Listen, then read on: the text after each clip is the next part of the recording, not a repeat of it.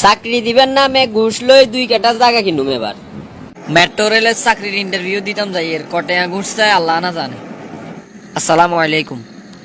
ওয়ালাইকুম আসসালাম, বসো। কইতে পারতাম না কি সহজ প্রশ্ন করব নাকি কঠিন প্রশ্ন করব? মক্কেলে দেখাইছি চাকরি দিবেন নামে মোটামুটি কয়টা ঘুষ লোন যাব।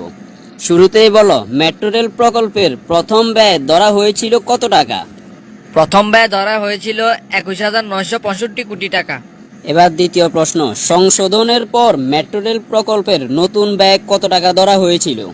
33,471.99 কোটি টাকা। এবার বলো, মেট্রো রেল প্রকল্পে অর্থায়ন করেছে কোন প্রতিষ্ঠান? জায়গা 75% আর বাকি 25% বাংলাদেশ সরকারের।